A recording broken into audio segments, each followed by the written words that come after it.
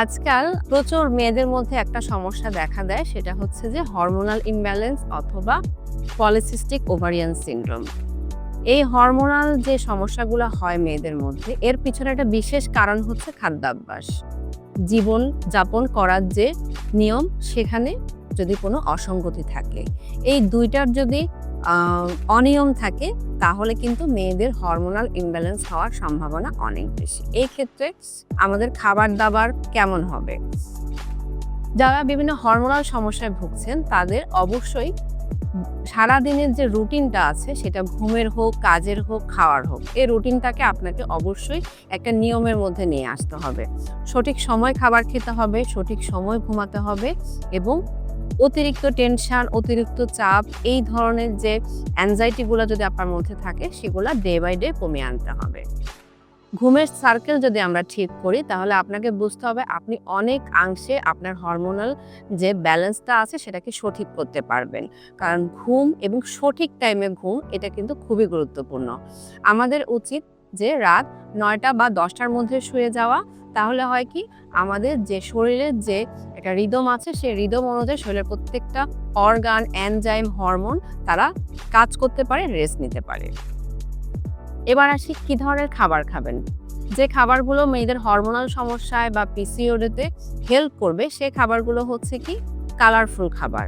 প্রচুর পরিমাণে আমাকে শাকসবজি খেতে হবে, অ্যান্টিঅক্সিডেন্টযুক্ত খাবার খেতে হবে, ভিটামিন মিনারেল সমৃদ্ধ খাবার খেতে হবে। আমার খাবার তালিকায় হচ্ছে যে vitamin D, calcium, zinc, selenium, এই উপাদানগুলো সমৃদ্ধ খাবার বেশি খেতে হবে। অর্থাৎ যে শাকগুলো, সবজিগুলো দেখবেন কালারফুল, গ্রিন কালার, তারপরে রঙিন শাকসবজি, এগুলো আমার প্রতিদিনের খাবার তালিকায় রাখতে হবে। ফার্স্ট ক্লাস প্রোটিন আমার খাবার তালিকায় থাকতে হবে। তারপরে হচ্ছে বিভিন্ন বিচি জাতীয় খাবার, যেমন শিমের বিচি হতে পারে, মিষ্টি কুমড়ার বিচি হতে পারে, ফ্ল্যাক্সিড হতে পারে, সূর্যমুখীর বিচি হতে পারে, বিভিন্ন জাতীয় ধরনের ডাল হতে পারে, বাদাম হতে পারে। প্রতিদিনের খাবার তালিকায় আমাদের খাদ্য পরিকল্পনা অনুযায়ী এই খাবারগুলো আমাদেরকে প্রতিদিনই রাখতে হবে। এছাড়া আ খাবার তালিকার পাশাপাশি একটা জিনিস খুব গুরুত্বপূর্ণ, সেটা হচ্ছে পানি। শরীরে হরমোনের ব্যালেন্স ঠিক রাখতে হলে সঠিক পরিমাণ আপনার ওজন অনুযায়ী আপনার প্রতিদিন যে পানির চাহিদা আছে, সেই পানির চাহিদাটা পূরণ করতে হবে। সেটা আপনি সরাসরি পানি দিয়েও করতে পারেন, বিভিন্ন ধরনের ফলের জুস দিয়েও করতে পারেন। অর্থাৎ সারাদিনে আপনাকে তরল খাবার খেতে হবে আপনার চাহিদা অনুযায়ী পর্যাপ্ত পরিমাণে। আর আমাদের যেটা হয় যে আমরা যখন অনেক বেশি টেনশন করি, তখন আমাদের কি হয়, কর্টিসল হরমোনটা অনেক বেশি রিলিজ হয়।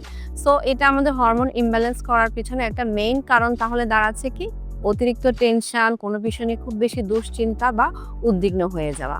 সো যতটা সম্ভব পারবেন যে রিল্যাক্স থাকার জন্য সর্বোপরি ঘুম, পানি, খাবার এবং জীবনযাপনের মান যদি আপনি সঠিক করেন, তাহলে আপনার যে হরমোনাল সমস্যাটা আছে, সেটা ধীরে ধীরে সমস্যাটা সমাধান করতে পারবেন।